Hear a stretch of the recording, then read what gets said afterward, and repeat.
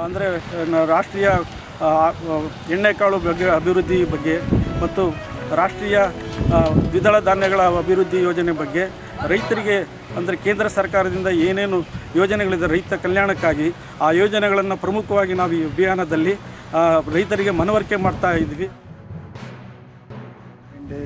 ಅಥವಾ ಈ ಹೊಂಗೆ ಹಿಂಡಿ ಯಾವುದೇ ಎಣ್ಣೆ ಹಾಕಿ ಆ ಥರ ಮಾಡಿದ್ರೆ ಒಂದು ಸ್ವಲ್ಪ ಅದರಲ್ಲಿ ಇಳುವರಿ ಜಾಸ್ತಿ ಆಗುತ್ತೆ, ಖರ್ಚು ಕಡಿಮೆ ಆಗುತ್ತೆ. ಆಮೇಲೆ ಬಿತ್ತನೆ ಬೀಜ ಕೂಡ ಕರೆಕ್ಟಾಗಿದ್ದರೆ ಬಿತ್ತನೆ ಬೀಜ ಕೂಡ ನಾವು ಔಟ್ಸೈಡ್ ತಗೊಂಬೋದಕ್ಕಿಂತ ಕೃಷಿ ಇಲಾಖೆಗೆ ತಗೊಂಡ್ರೆ ರೈತರಿಗೆ ಅನುಕೂಲ ಆಗುತ್ತೆ. ಅದರಲ್ಲಿ ಒಂದು 25-30% ಸಬ್ಸಿಡಿ ಬರ್ತದೆ ರೈತರಿಗೆ, ಹಂಗಾಗಿ ಅನುಕೂಲ ಆಗುತ್ತೆ ಅಂತ. ಮೊದಲು ಯಜಮಾನ್ರು ಏನು ಮಾಡ್ಯಾರ, ಕೊಟ್ಟಿಗೆ ಗೊಬ್ಬರ ಅವೆಲ್ಲ ಗೊಬ್ಬರ ಉಳುಮೆ ಮಾಡೋದು ಎಲ್ಲ ಯಂತ್ರಜ್ಞಾನ ಬಂದವ, ಅವ್ರು ಕೂಡ ಮಾಡಿರಿ ಭೂಮಿ ಕೊಡಬಾರ್ರಿ ಅಂತ ಅದೇ ಬೀಜ ಉಪಚಾರ ಎಲ್ಲ ಹೊಸ ಗೊಬ್ಬರದ್ದು ಎಲ್ಲ ಮಾಹಿತಿ ಹೇಳೋದು.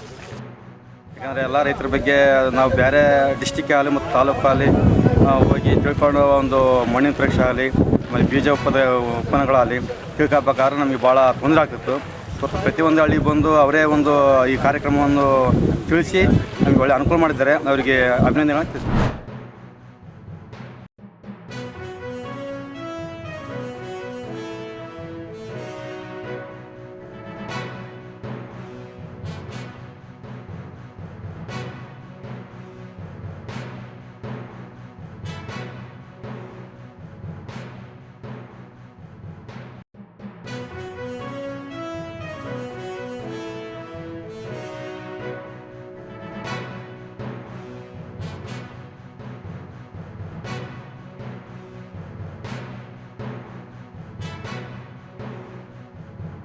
ಇವೆಲ್ಲ ಇರಿಗೇಷನ್ ಪ್ರಾಜೆಕ್ಟ್ಸ್ಗಳು ನಿಧಾನ ಜಸ್ಟಿಫೈ ಮಾಡ್ತಿಲ್ಲ. ನಾನು ಹೇಳಿವ್ರೆ, ನಾನು ಜಸ್ಟಿಫೈ ಮಾಡ್ತಾ ಇಲ್ಲ ಇದನ್ನ, ನಿಧಾನ ಆಗಿರೋದನ್ನ. ಯಾವ ಕಾರಣಕ್ಕೂ ಕೂಡ ಸುರೇಶ್ ಗೌಡ್ರು ಆತಂಕ ಪಡ್ತಕ್ಕಂಥದ್ದಿಲ್ಲ.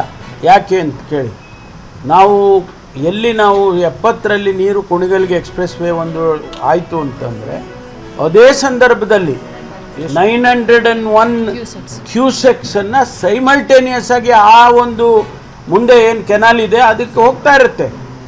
ಅದನ್ನು ನಿಲ್ಲಿಸೋದಿಲ್ಲ, ಯಾವ ಕಾರಣಕ್ಕೂ ನಿಲ್ಲಿಸೋದಿಲ್ಲ.